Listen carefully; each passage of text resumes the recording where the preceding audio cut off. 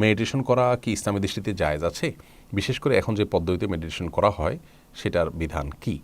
ভাই রবিন, আজ যে মেডিটেশনের কালচার বা সংস্কৃতি আমরা দেখতে পাচ্ছি, এই মেডিটেশন এর সাথে ইসলামের কোনো প্রকার সম্পর্ক নেই। আল্লাহ রাব্বুল আলামিন কোরআনে কারিমে বহু জায়গায় তাদাব্বুর করার নির্দেশ আমাদেরকে করেছেন, তাফাক্কুর করার নির্দেশ করেছেন। তাফাক্কুর তাদাব্বুর মানে হলো চিন্তা করা, ভাবা, গবেষণা করা, আল্লাহর সৃষ্টি দেখে আল্লাহর অস্তিত্ব সম্পর্কে অনুমান করা, ধারণা নেওয়া এবং আল্লাহর অস্তিত্বকে খুঁজে বের করা।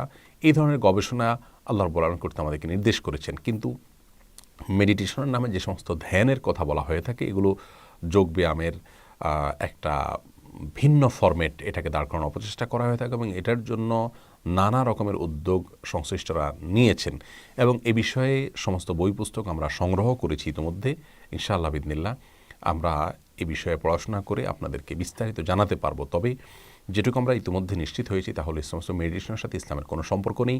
এগুলো ধীরে ধীরে মানুষকে বরং ইসলাম থেকে অত্যন্ত কৌশলে বের করে ফেলে এবং যোগব্যায়ামকে ভিন্নভাবে ভিন্ন ফরম্যাটে মানুষকে গেলানোর চেষ্টা করা হয়ে থাকে। এগুলোতে অনেকে আপাত দৃষ্টিতে উপকার পাচ্ছেন এবং উপকার প্রত্যক্ষ করছেন এমন বহু মানুষের সাথে ব্যক্তিগতভাবে আমরা কথা বলেছি।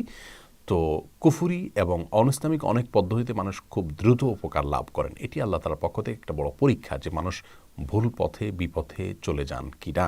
আল্লাহ তাআলা আমাদেরকে কোরআন ও সুন্নাহর পথে নবী করিম সাল্লাল্লাহু আলাইহি সাল্লাম যা করেছেন, যা বলেছেন সেগুলো স্পষ্ট কোরআন হাদিসে রয়েছে, শুধুমাত্র সেগুলোর পথেই যেন আমরা পরিচালিত হই, সেই তৌফিক দান করুন।